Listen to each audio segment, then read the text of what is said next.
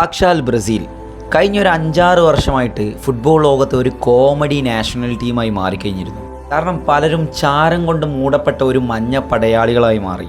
ട്രോളുകൾ കൊണ്ട് അമ്മാനമാടിയിട്ടുള്ളൊരു ടീമായിട്ട് മാറി. വിമർശനങ്ങൾ കൊണ്ടും മീമുകൾ കൊണ്ടും ഒരുപാട് പേര് വാട്സപ്പിലായാലും ഇൻസ്റ്റഗ്രാമിലായാലും സോഷ്യൽ മീഡിയയിൽ ആകെ മൊത്തം കൊണ്ടാടപ്പെട്ട ഒരു ടീമായിരുന്നു സാക്ഷാൽ ബ്രസീൽ എന്ന് പറയുന്നത്. തോൽവിയിൽ മാത്രം മുങ്ങിക്കിടന്നിരുന്ന ലോക ഫുട്ബോളിൻ്റെ രാജാക്കന്മാർ 5 തവണ ലോക ഫുട്ബോളിൻ്റെ കിരീടം സ്വന്തമാക്കിയ ആ കഥ പറയാൻ പോലും പലരും മടി കാണിക്കുന്ന ഒരു നിമിഷമായിരുന്നു ഇക്കഴിഞ്ഞ കുറച്ച് കാലഘട്ടം. കാരണം ബ്രസീലൊന്ന് ആ ഒരു പഴയ വിന്നിങ് റൂട്ടിലേക്ക് എത്തിയിട്ട് ഏകദേശം വർഷങ്ങളോളമായി എന്നുള്ളതാണ്. ഒരുപാട് കാലങ്ങളായി, നമുക്കൊന്നും ചിന്തിക്കാൻ പറ്റാത്ത കാലങ്ങളായി. ജസ്റ്റ് ഒന്ന് ചിന്തിച്ച് നോക്കുക, ബ്രസീലൊക്കെ ഏത് കാലമാണ് ആ ഒരു പെർഫെക്റ്റ് ആയിട്ടുള്ള വിന്നിങ് റൂട്ടിലേക്ക് കയറിയിട്ടുള്ളത് എന്നുള്ളത്. പോരാത്തതിന് ചിരവൈരികളായിട്ടുള്ള അർജൻറ്റീന ലോക ഫുട്ബോളിലെ ഏറ്റവും മികച്ച ടീമായി മാറുന്നുണ്ട്, ഏറ്റവും നല്ല രാജ്യമായിട്ട് മാറുന്നുണ്ട്, ലോക രാജാക്കന്മാരായി മാറുന്നുണ്ട്.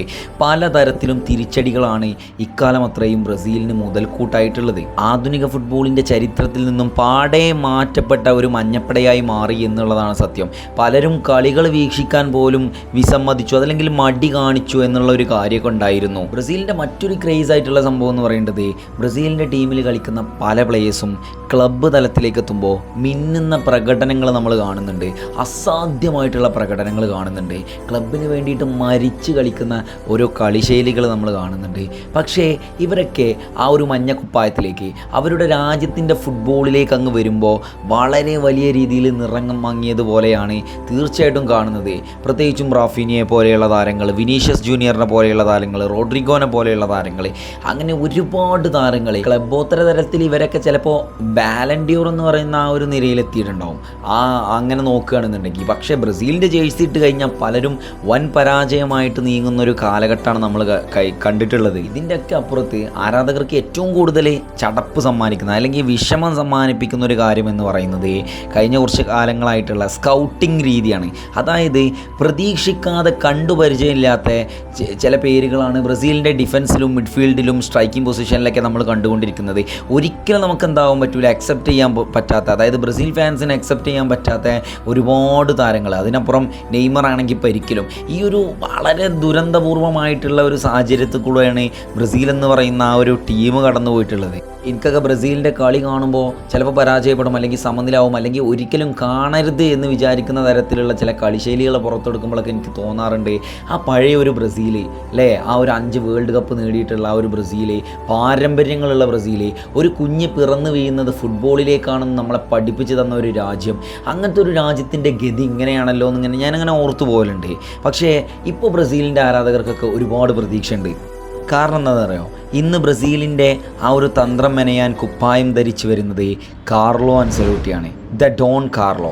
ആദ്യ മത്സരത്തിൽ തന്നെ ബ്രസീൽ ആരാധകരെ ഒന്ന് ആനന്ദം കൊള്ളിപ്പിക്കുന്ന രീതിയിലുള്ള കളിശൈലി പുറത്തിട്ടു, വിജയം സ്വന്തമാക്കി കൊടുത്തു. സത്യം പറഞ്ഞാൽ ആ മത്സരം കണ്ടപ്പോൾ എനിക്ക് തോന്നി കളിയൊക്കെ ഒന്ന് മാറിയിക്കണമല്ലോ എന്ന് എനിക്ക് അത് തോന്നി. കാരണം ഞാൻ ഒരുപാട് ശ്രദ്ധിച്ച് കണ്ടിട്ടുള്ളൊരു മത്സരമാണ് ബ്രസീലിൻ്റെ. അൻസെലോട്ടിൻ്റെ ഫസ്റ്റ് മത്സരം എങ്ങനെ ആയിരിക്കും എന്നുള്ളത്. സത്യം പറഞ്ഞാൽ അൻസെലോട്ടി പാടയെ മാറ്റുന്ന രീതിയിലേക്കാണ് ഇപ്പം ഇങ്ങനെ പോയിക്കൊണ്ടിരിക്കുന്നത് എന്നുള്ളതാണ്. കംപ്ലീറ്റ് മാറിയിട്ടുണ്ട്. അതായത് ആ ഒരു സാഹചര്യത്തിൽ നിന്നും, ഈ പരാജയത്തിൻ്റെ പടുകുയിൽ നിന്നും അൻസെലോട്ടിയുടെ കൈകളിലേക്ക് എത്തി ഒരു മത്സരം കഴിയുമ്പോൾ കുറച്ചൊക്കെ മാറിയിട്ടുണ്ട് നമുക്ക് തോന്നുന്നുണ്ട്. പലർക്കും ഉണർവ് വന്നതോടുകൂടിയാണ് എനിക്ക് തോന്നിയിട്ടുള്ളത്. അത് പിന്നെ എങ്ങനെ വരാതിരിക്കും, കാരണം ഡോൺ കാർലോയാണ് കടന്നു വന്നിട്ടുള്ളത്. ആദ്യം സ്ക്വാഡ് അദ്ദേഹം മാറ്റി. നമ്മളൊക്കെ പ്രതീക്ഷിച്ച താരങ്ങൾ, നമ്മളൊക്കെ ഇങ്ങനെ എക്സ്പെക്റ്റ് ചെയ്തിട്ടുള്ള താരങ്ങളൊക്കെ സ്ക്വാഡിലേക്കാണ്ട് വന്നു തുടങ്ങി.